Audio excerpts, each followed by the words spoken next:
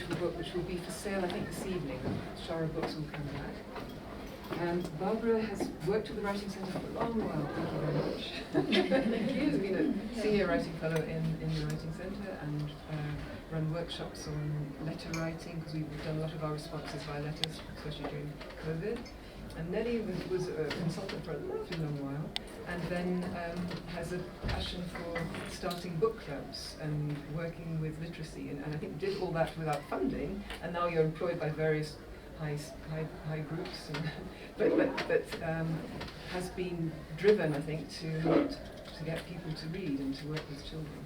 So, two wonderful women, and a story about writing the city from in the shadows of the spring's high swords. Well, thank you, Pam. Thank you very much. It was a fine introduction. It did you proud, maybe. Yeah, I mean, we're going to talk a little, both of us, and then get on, hopefully, to a writing exercise. But just a brief sort of introduction, I suppose, is how the book came about. I mean, the book came about because I realized, or I knew, someone told me that there were beautiful buildings in Springs, beautiful Art Deco buildings, and I should go and have a look at them. So I thought, oh, okay. So I came to the Writing Centre and I said, who wants to come along? Who wants to traipse around Springs, looking at the buildings, chattering to people, doing whatever, just hanging out there. And then Nelly said, I want to come along. And then somebody else who's now in the United States, Freddie, said, I want to come along. So the three of us went, and it was fabulous, because it was maybe a year, 2 years, I don't even know. But we went time and time again, and traipsed around, chattering to people, taking pictures of the buildings, taking pictures of people, all of those kind of things. And after a while, they all looked at us and they thought, what a weird little incongruous group. There's an old white woman, a young black woman, a young Asian man, and they kind of like would say, hi, where have you been? Why you come? And this is like someone who's selling heroin or, whatever. Kind of like, oh, all right. So we had a hell of a lot of fun doing that. And that's how really the book came about. And what I like to call the book is a form of ethno-fiction, because we never sat down with anyone and interviewed them. We never said, okay, so what's your name? What do you think of we never did any of that. We just walked and chatted and said, hi, how's your kid? Because we could remember that they had a child or whatever. And how's business today? Because we knew he sold heroin, that kind of thing. And what that did was elicit a whole lot of responses, which people wouldn't ordinarily have said. If say, so how's the heroin trade today? It's not going to happen, or that kind of thing. So people just like told us about where they came from and their lives and this and that and what they did, and from that came the book. So the ethno-fiction part is that we would talk to people. They would tell us 1 or 2 or 3 or 4 or 5 things, depending upon their what they wanted to, or how long they wanted to talk, and then I would go away and write their fictional stories. So it's a fiction. It's not fiction based on fact. Let's call it that. Yeah. And yeah, so that's what the book is, and that's how it came about. And so what I'm going to do is tell you how it's made up and read just 1 or 2 like lines, because I don't want to take too much time. But the book consists of a series of stories of the different people. So just an example of that would be, now just taking it out from the middle of the story. Banjoko, a slum area. Want to know what Banjoko means in English? Don't ever leave me. Don't ever leave me. You're lucky if you ever can leave. Slum. What do I say? It is a slum. No, it's not something like a shanty town. It's not a shanty town. It's a slum. ... And there were some kids playing next to us. Cheap. Life in Lagos is cheap. But what was I telling you? Yes, sometimes people got in the gang crossfire. My sister, she was killed one day when she was just walking across the road to visit her friend. Not even for drugs or anything like that. Not sure. Maybe it was a mistake. Maybe not. She was one of the gang members' wives. So that's how the stories come up or go along. Then there's a series of conversations between two people who are talking, like we were talking, Nelly and I, Shreddy and I. And they're also fictional conversations, but they come out of what we discussed. So an example of that would be, Shreddy did the driving because I'm not a good driver. We can't just go off there without knowing where we're going to. Why not? Well, for a start, we need to take enough money to pay the tolls at the toll booths. Do we ever know where we're going to? I have been to Springs, but I don't really know it. In fact, I don't know it at all. It's just there, a place that I've been to some time, once long ago. I think you have to take the highway, the R77, to the East Rand. So we need to get a map, or we need to get a guide. What is a map, except that which the map maker wants us to read? We can just ask people. People say what they want us to hear. They paint a picture of themselves that they want us to believe, that they believe. But what do they not say that they do not want us to hear? It is the same with maps. The map maker draws a map of the place that only he can describe. The story of the map is his story. And then it also consists of a series of letters between someone who lives in Springs, and this is also fictional, because I don't know anyone living in Springs, I mean, there clearly are people, and what their perceptions are of what they looked at in front of them. The truck was filled with cabbages and a man. He was very tall and dark. Possibly he was from the Sudan. You know how dark people in the Sudan are, Nubian. I've looked at that book by Leni Riefenstahl. You must know the book. She went out to the Sudan and took pictures of beautiful people, much like she took pictures of beautiful Germans, except these were Sudanese, and of course they were black, ebony in fact, rather than white and porcelain. ... And while he moved in the dance, I saw an Orwellian spectacle. Someone had crept in front of the truck and had taken a gun from under a long black coat, and suddenly this dancing Sudanese was filled with holes, and the pavement turned pink around him, and the cabbages were a sickly green pink color, like the edges of a rainbow, where the green meets the red. And then suddenly the Sudanese man fell over. He really did fall over, dead. And a cabbage rolled off the pavement and into the road. Cars drove over the cabbages. They were squashed like a bug. So that's what the book is about, and I call it ethnofiction. You want to say anything? So Barbara's very, very cool. She's actually Dr. Barbara Adair. Thank you. Don't say thank you, Barbara. I'm just being factual.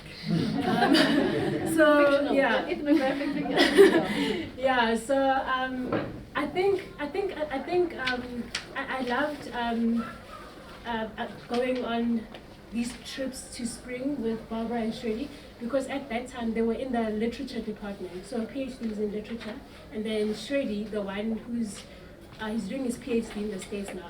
He's doing his PhD again in literature, and he's also got a very nice Bookstagram page. He interviews authors. I think it's mainly actually in Africa. It's actually an African lit. Pam, I can see Pam nodding in the background. We love his Instagram page. He's got like a lot of followers, because there are very few academics on Instagram who are producing content, you know. So what he's doing as an academic, he's doing what I like, you know, not being elitist and all of that. And it's wonderful to see readers and publishers, all the followers engage with him, and other book content creators or bookstagrammers and all of that. So if you do want the Shreddy's Instagram account, please do talk to me afterwards. My Instagram page isn't open. My Instagram account isn't open at the moment, but I definitely would recommend that you do follow Shreddy, because he's doing his PhD in literature. So when he does interview these authors, or he makes his posts about books and stuff, you can see it's from a very educated perspective, literary proper literary criticism, but in a fun way, in an awesome way, that still gets a lot of followers for him. So as an academic, and I know there are lots of academic people here, but that's cool academics on Instagram. Can we please continue such, or do more of that? Become cool academics on social media, or social media influencers who are academics. I think the younger ones coming up, I don't know where Tabang is, but yeah, I think. But maybe we can throw out to you now the kind of focusing in on what we did and how we did it. And what both of us thought at that particular time was that fiction, and I think, Nelly, you came up with this phrase, fiction is a very powerful way to address real life sensitive issues, because people wouldn't otherwise talk through them if they're having to tell you the facts of the matter. And then we pursued this line of thought, because people did tell us a lot of things, and they whether it was their prejudices or whether it was their violence or whatever that came out. And so these sensitive issues were addressed. But we also thought, when we were writing the ethnographic fiction, is people tell you different things at different times. So you can go and ask the same person one question, and then the next day they'll tell you something completely different. So because almost the idea of it is that memory, and your memory of what happened, or your memory of what will happen, and I use the word memory because memory is like a versatile word, is something that you want, something that you write, something that you create as a fiction. So that for us was a way of portraying a reality which actually is there, even though it's a fiction. I don't know what other people think, or what other people would like to respond to that.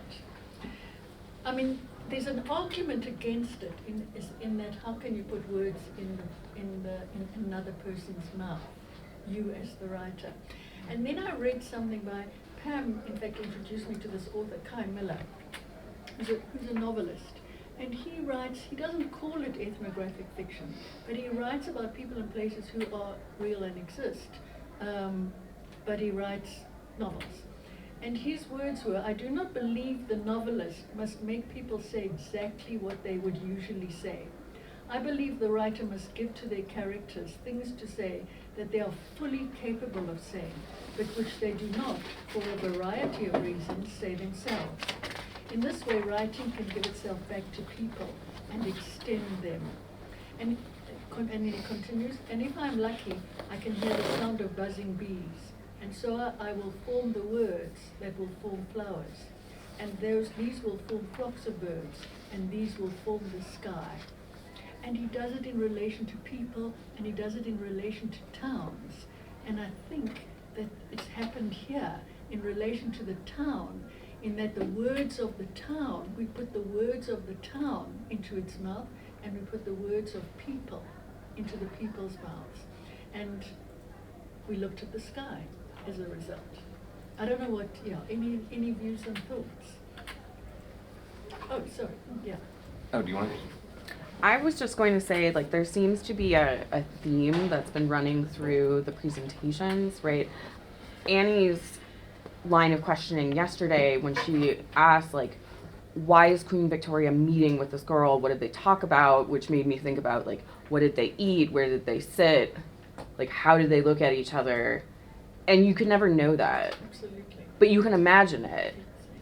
And it was the same with Roberta's film, where at the end, she made the comment at the end of her presentation that we were having a much more in-depth conversation about the realities of racism in construction work than we would have if we had just looked at statistics. But the film was a complete fiction.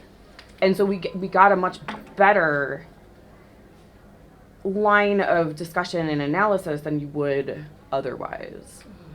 And so I'm just connecting those two to... Well, in fact, it's so interesting because I said to Nelly before, she said historical fiction, blah, blah. I said, no, what we heard yesterday was exactly that. She recreated a fictional story on what was actually fact. Yeah.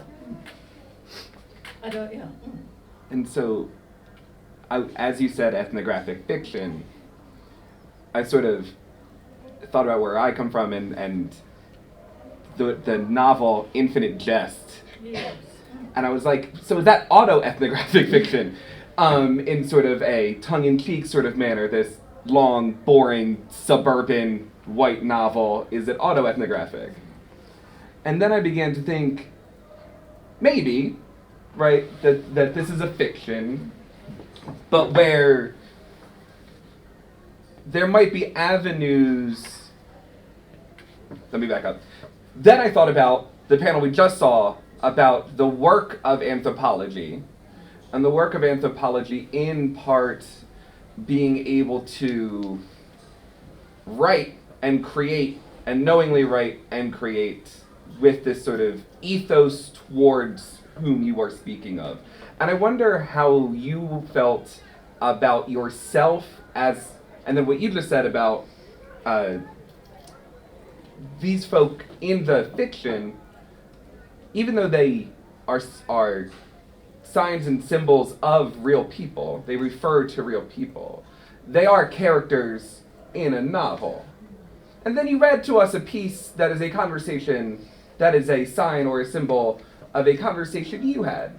And so in a lot of ways, you are creating a character of yourself. So there's some autoethnographic pieces in your work as well. And what is that process like? And does that process of being autoethnographic feel different to you than the rest of the work? Or does making yourself present in the work feel like an important step when you're telling the story about Springs? I mean, for me, you just become another character. Okay. Yeah. So it actually doesn't matter who's having the conversation. It could have been a conversation between you and Shreddy that I overheard. It could have been a conversation between you and the shop person and say, where's Springs? Because we needed to get directions quite a lot of the time. You know, that kind. So for me, it makes no difference. Yeah. But what I do think is interesting is that exactly what you say, how auto-ethnographic stroke ethnographic fiction, how much of what you hear do you actually keep inside of you? Or how much do you actually create yourself? So I'm telling people about a conversation Nelly and I had. How much of it is actually that conversation? So it's the same kind, so we almost have we've become characters in our own lives to some degree. And the whole idea of authenticity, what is authentic except what we create and what we choose to create? And there's another very fabulous ethnographic novel by Tobias Heft. And he interviewed street children in Recife. And suddenly he started realizing that the one particular street child, this trans, call it a boy because he was young, every time he interviewed him, he told him a different story. Different name, different where he lived, different place, different mum, different dad. No, one day he never had a mum and dad. You know, it was all completely different. So you become a character in your own life. And you write your own book, which is this, really. And maybe so then, let's start, can we do an exercise where you can think about this kind of thing? Nelly, unless you want to say anything, right? Yeah. I think before they start the exercise, I was just thinking, because me and Barbara just before the workshop, and in fact, from last week, because from last week, we were just talking about how the book actually falls under, it's ethnographic fiction, definitely, but it can also fall under travel writing, because the book is about a city, a real life city, Springs, and I think for me, the reason I've been so interested in travel writing is because I'm a geographer. So I did my honors in geography, and I'm very interested in literary geography. So travel writing, I love travel memoirs and things like that.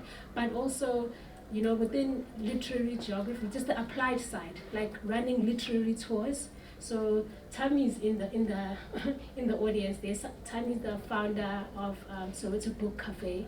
So we'll talk to Tomoto. He can talk more to you about that. But it's a lovely bookstore, concept bookstore. Also has a community library part.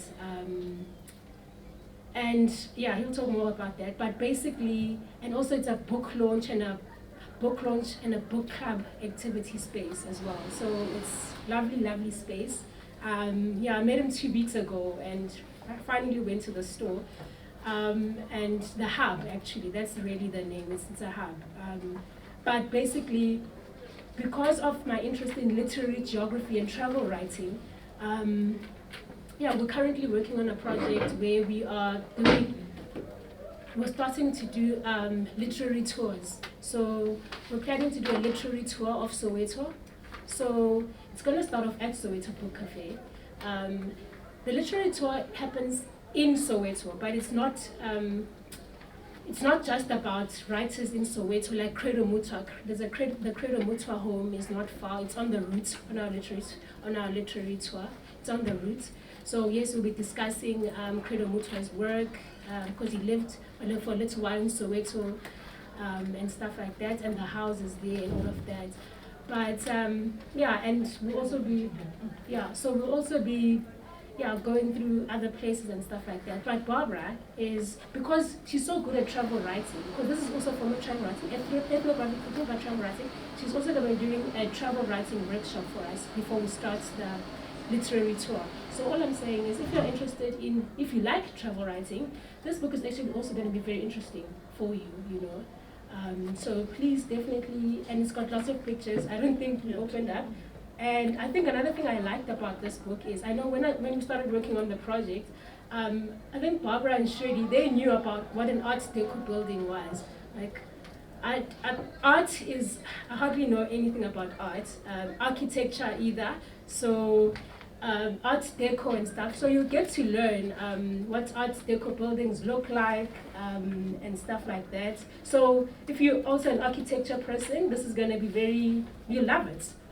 So if you're into art deco, architecture, that type of thing. So it's educational as well in that way. You learn about art deco and architecture. So she's done, and in a non-boring way, you know, through characters, through fun conversations. So I do like the way it's structured. So, but I do think they can do the writing activity. Okay, so let's move to the exercise. If you've all got a piece of paper and a pen, and we can take 10 minutes. Okay. Oh, so sorry.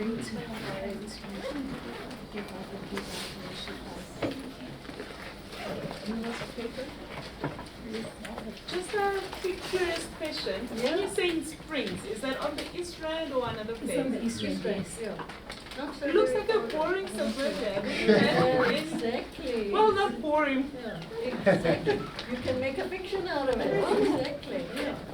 An exciting fiction. Yeah. So the exercise that we want you to do, and just to take 10 minutes, it'll be very, very short. So you can even write a line or, a paragraph.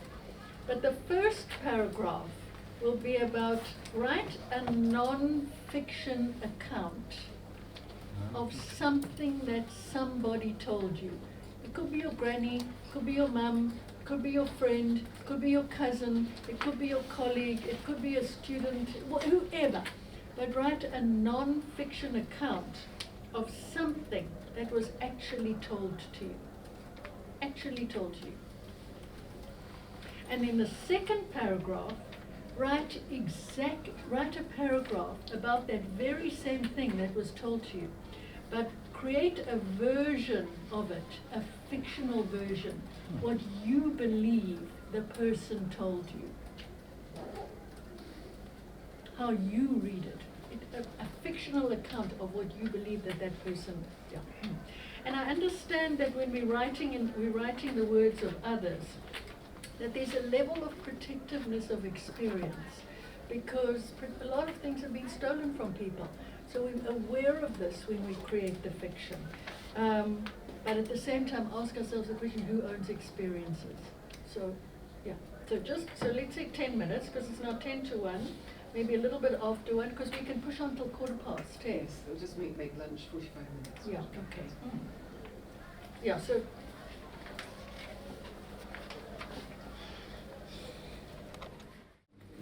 No, you. I really struggled with the exercise, but I finally remembered something that, I'm still intrigued by it. So this is a story, I went to visit friends in Mpumalanga. It's a story of Patrick. He went with a friend to a town in Mpumalanga.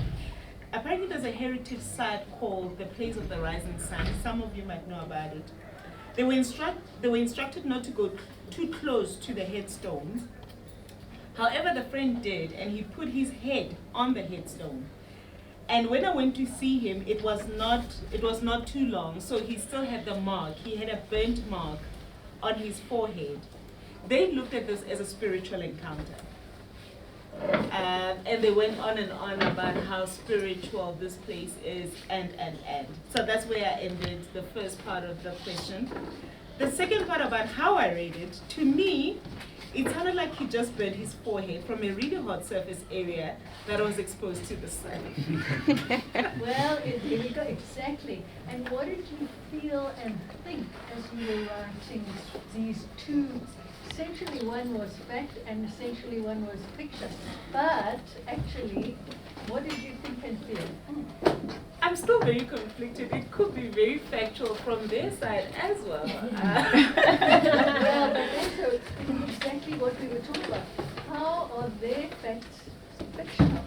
They're telling you something, which they've got this amazing story about the rising sun and the gravestones or the headstones, and then he puts his head down, and oh my goodness, there's a bird. He's creating that fiction of the tale and telling it to you. Yeah. Then you're creating another fiction. You just got burned by it. Yeah. Yeah.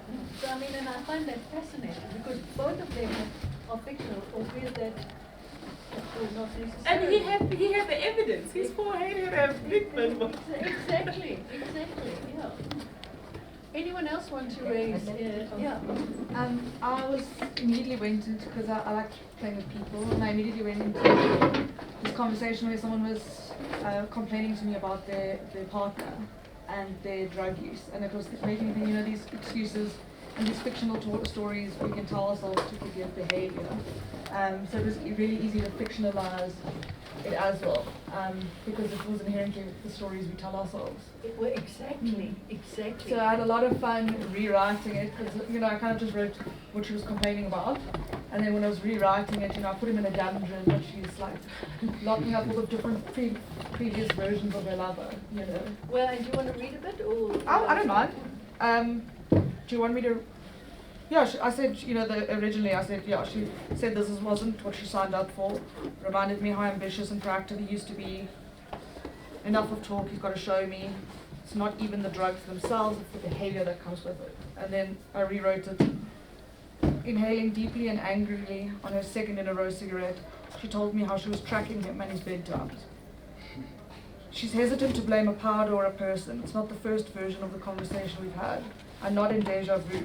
She shows off and gives me a tour of her new basement extension, where she exhibits former versions of her lover.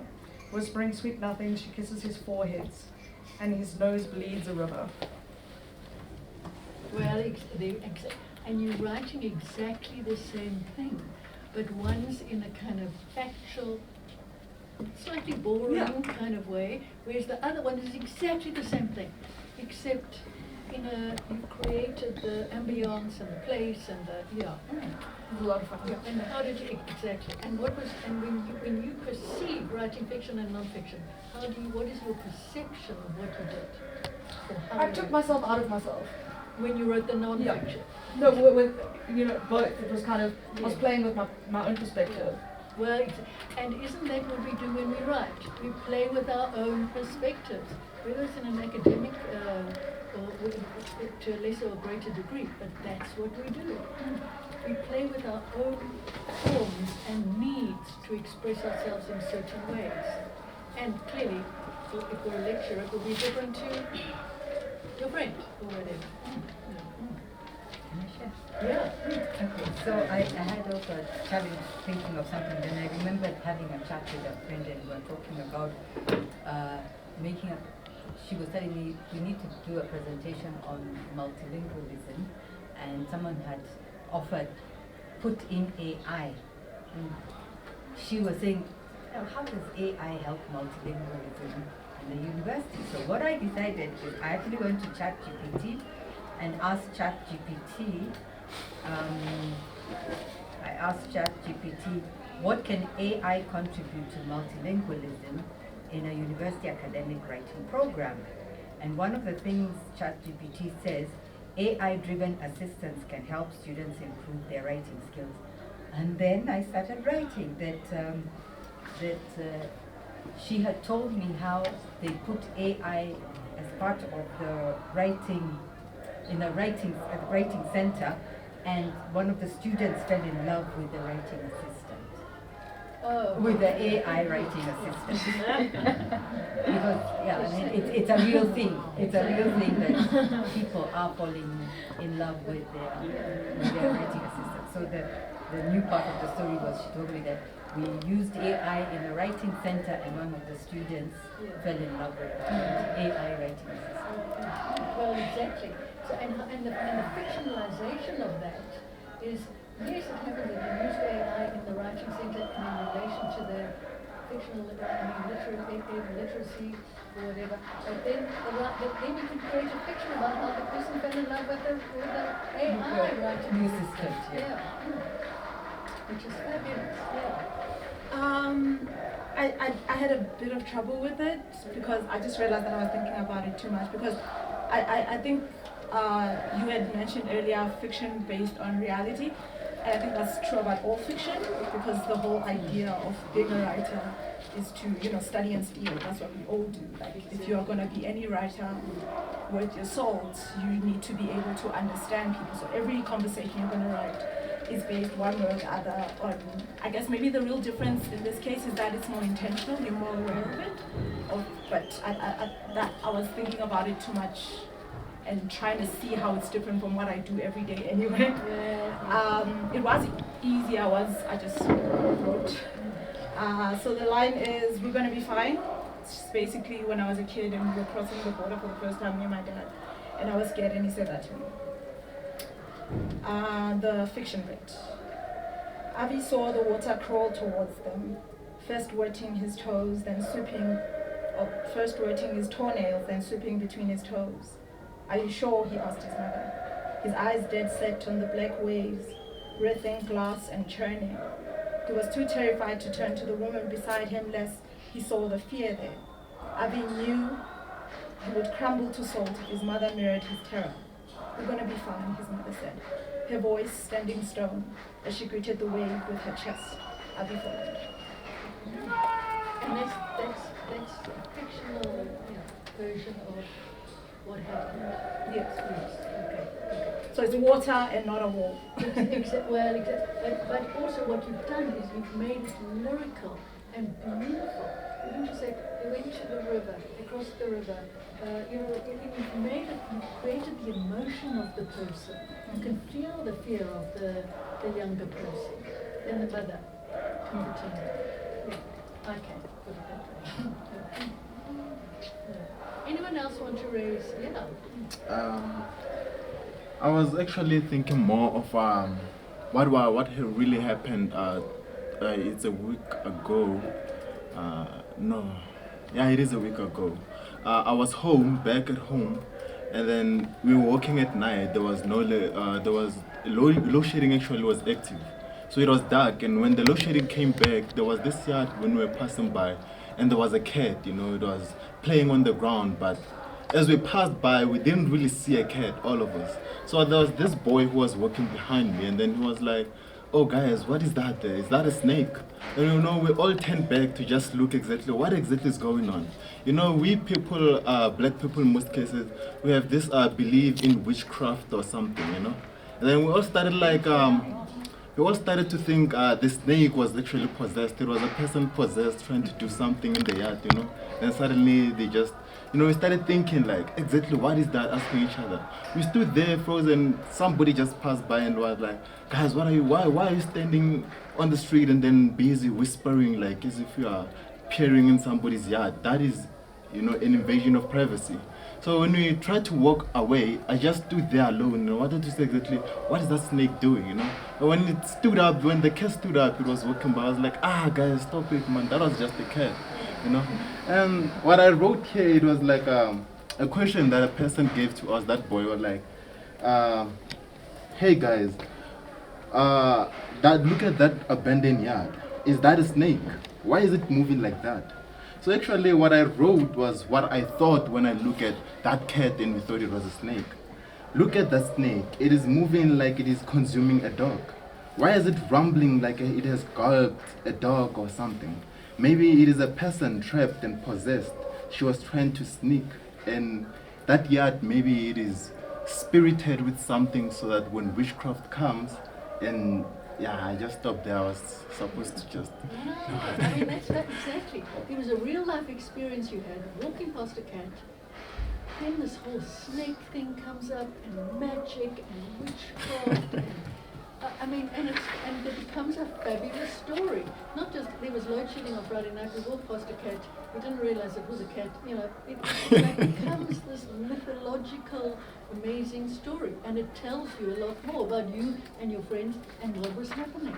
And in fact, it tells you about load shedding and how the lack of light becomes a mythical, magical experience as well, or it can be. So you put another slant on it, which is, So maybe we should just wrap up now, unless anyone wants to say anything further.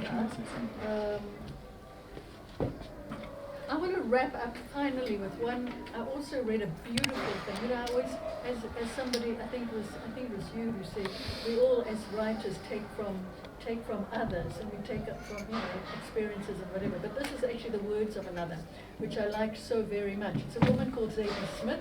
I don't know if people know her writing. She's an English woman. I think she lives in America now, but and Zadie Smith says, I am an equal opportunity voyeur. I want to know what it is like to be everyone. I don't claim that I do know, but I can be through books and writing. There are different people in books, and even if I can't relate entirely, I can relate that I too have once been lost, confused, desperate, happy. And so my voice is and can become their voice.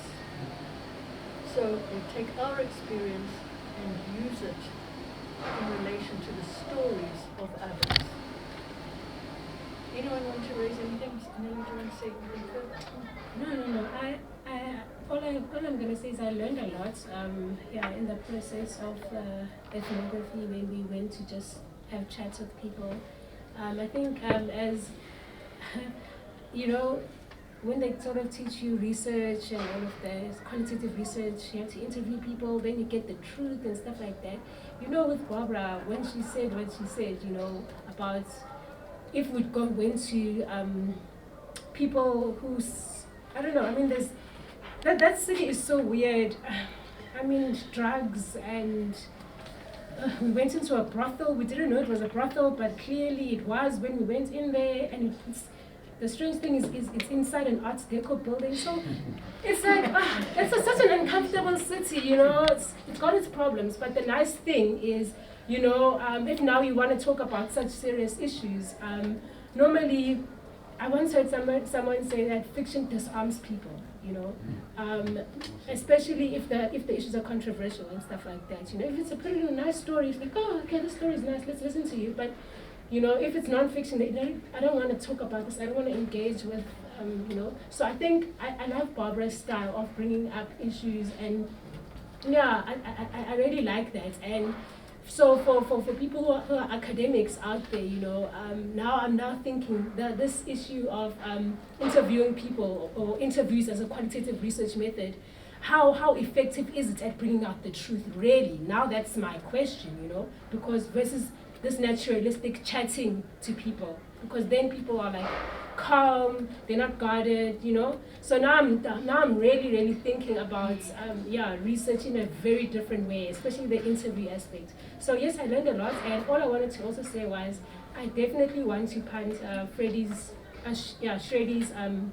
Instagram or Bookstagram account. So if you are on Instagram and you want a nice Bookstagrammer to follow, who's an academic in literature, please, I've got my Instagram account open, and let's follow him and support him. And thanks so much, Barbara. You are so awesome. Thank you. Thank you for being a part.